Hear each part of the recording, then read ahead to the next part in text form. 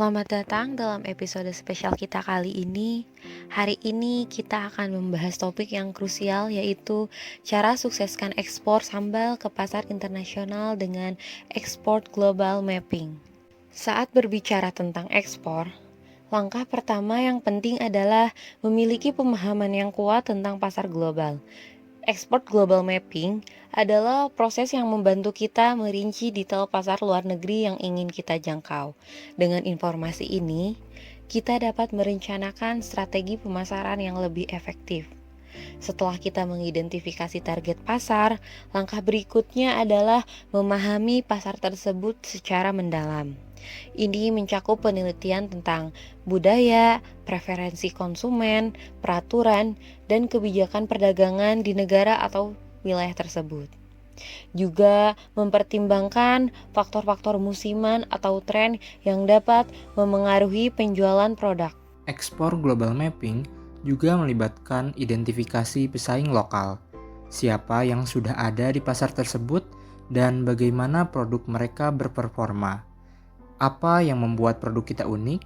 Ini adalah informasi yang sangat berharga dalam merencanakan strategi pemasaran yang membedakan produk kita.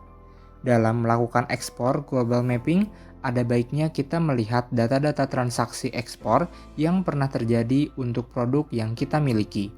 Ada beberapa cara untuk melihat data-data tersebut. Salah satunya adalah dengan menggunakan website Trademark.org.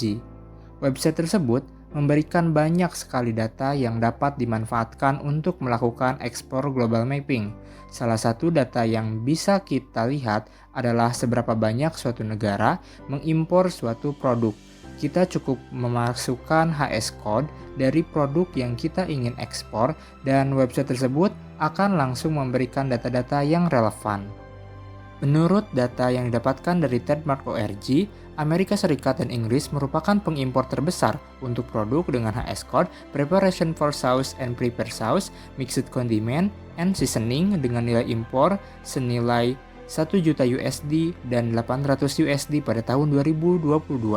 Dari wilayah Asia sendiri, Hong Kong dan Jepang merupakan pengimpor terbesar untuk produk dengan HS code tersebut dengan nilai impor senilai 400.000 USD dan 300.000 USD. Lalu dari negara tetangga di wilayah ASEAN terdapat Malaysia dan Singapura yang menjadi importir terbesar. Keenam negara tersebut dapat menjadi tujuan ekspor yang menarik untuk produk sambal karena keempat negara tersebut masyarakatnya banyak yang menyukai makanan pedas. Selanjutnya, kita dapat membandingkan antara negara kita Indonesia dengan negara potensial yang sudah mengimpor sambal seperti yang sudah disebutkan sebelumnya. Dimensi penting yang dapat kita lihat di sini adalah uncertainty avoidance. Dimensi tersebut menggambarkan bagaimana masyarakat di sana bereaksi terhadap sesuatu yang benar-benar baru ataupun belum pasti. Produk sambal itu masih jarang kita lihat di luar negeri, maka dari itu kita akan mengacu pada dimensi tersebut. Semakin kecil angka yang dimiliki, artinya negara tersebut semakin terbuka terhadap suatu hal yang benar-benar baru. Contohnya, kita lihat Jepang mendapatkan angka yang sangat tinggi dengan nilai uncertainty avoidance yaitu 92. Artinya Jepang di sini memiliki kecenderungan untuk lebih berhati-hati terhadap hal baru. Berkebalikan dengan negara Jepang, Singapura memiliki angka yang sangat rendah yaitu 8, yang dimana artinya Singapura sangat terbuka terhadap hal-hal baru. Setelah melihat data impor dan nilai-nilai kebudayaannya, dari situ kita dapat melihat bahwa negara-negara yang dapat dijadikan sebagai negara tujuan ekspor adalah negara-negara yang masih di wilayah Asia, seperti Singapura, Hong Kong, dan Malaysia. Hal ini merupakan suatu hal yang positif, dikarenakan ketiga negara tersebut menjalin kerjasama dengan Indonesia, Malaysia, dan Singapura terkait dalam kerjasama yang ada dalam AFTA, dan Hong Kong juga bekerja sama dengan ASEAN di dalam perjanjian ASEAN-Hong Kong Free Trade Agreement. Perjanjian tersebut dapat mengurangi hambatan-hambatan perdagangan internasional seperti tarif dan kuota, sehingga dapat memberikan kemudahan dalam mengekspor produk ke sana dan mendapatkan keuntungan yang lebih besar.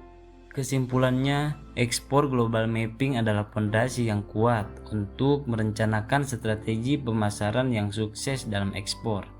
Dengan pemahaman yang mendalam tentang pasar target, kita dapat mengoptimalkan penjualan produk kita, memaksimalkan peluang di pasar global, dan mencapai kesuksesan ekspor yang berkelanjutan. Terima kasih telah bergabung dalam episode ini. Jangan lupa untuk follow sosial media kami agar tidak ketinggalan informasi dan tips terbaru untuk mensukseskan ekspor di era globalisasi. Sampai jumpa di episode berikutnya. Terima kasih dan selamat berbisnis di pasar global yang semakin terbuka lebar.